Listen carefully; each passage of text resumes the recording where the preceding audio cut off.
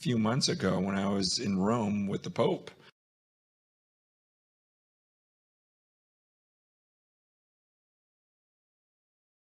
What do you make of it? I think the Pope is fantastic.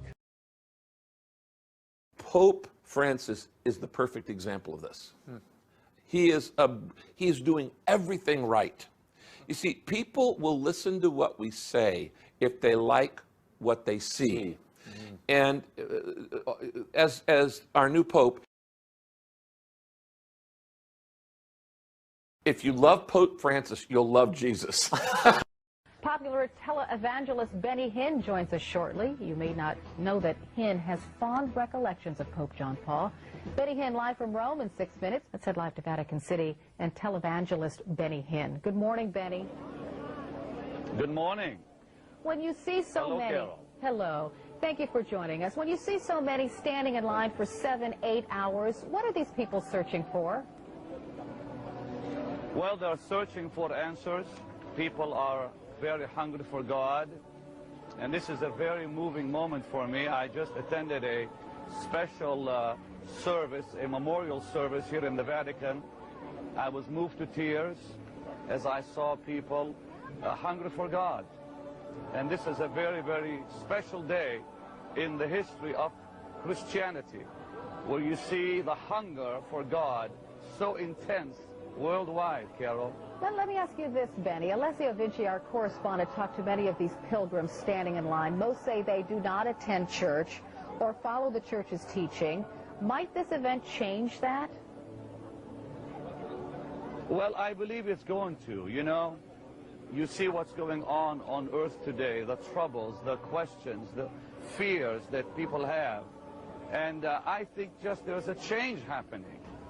And what this dear Pope John Paul II has done is he has made us aware of the fact we need God. And like I said, to see these crowds here and what's happening here just once again is such a clear sign that people around the world are turning to God by the millions. But you know what, Benny? I would suppose that many people reach into organized religion and take what they want from it and discard the rest. Don't you believe that? I'm sorry, say that again, dear. They sort of like belong to an organized religion, but they sort of pick out the pieces they want to follow and they throw the rest away. Won't they still do that? Well, of course they still do. I mean, you're going to always have that. But please understand, we are living in a day that we've never seen like before. I was just in Bangalore, India. I had 7 million people show up to my meetings. I didn't think I'd see that happen. Or in the Philippines, 3.5 million. Look, whether there's organized religion or not, Jesus Christ said he is coming back to earth.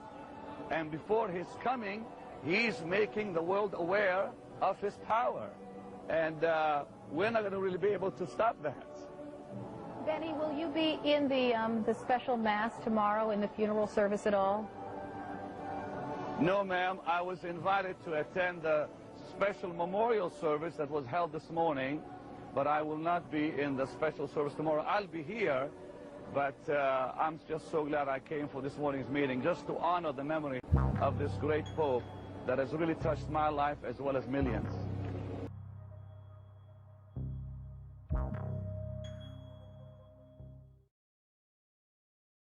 Evangelical church, I want to be careful to even call it that. Like, people who attend services, evangelical services, let's say, people that go to these gatherings, that many of them, and I don't say this out of judgment, it breaks my heart, it scares me. I believe many of them do not know Jesus, and they just grew up with it. They were taught this, fed this, but I look into their eyes, and you know how you can tell when someone's in love? Right, it's pretty obvious. It's like, you're obsessed with this guy you just met, you're obsessed with this woman, like, okay, enough with your baby, okay, she's not that cute, you know, whatever you're, but, right, they get obsessed in love.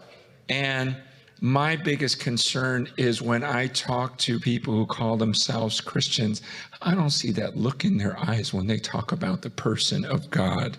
Like Jesus, they may love one thing, they may love Passion, they may love Hillsong worship, they may love John Piper, they may love whoever it may be, but when they talk about Christ, I don't hear them saying, I was with Jesus. It was incredible. Like the thought that I could come into his presence. I just don't want to leave him. It's the one thing I want. I can't get enough of just sitting there and just gazing and just staring at the beauty of God. Like I don't hear that type of language. Like they are in love with Jesus. And my fear is at the end, like Matthew 7 says, many are going to come to me and say, hey, didn't I do this? Didn't I do this? Didn't I do this? And he's going to say, depart from me. I never knew you. I never knew you. But I memorized all these verses, and I was at service every week. I was an usher. I served here. I served here. I served here. Like, that's my fear. It's like, I don't see that look in your eyes that tells me you love the Lord your God with all your heart. Again, a few months ago when I was in Rome with the Pope, and Matt Maher was with me, and the Pope started to share with this group of pastors I was with the problems he saw in the Catholic Church.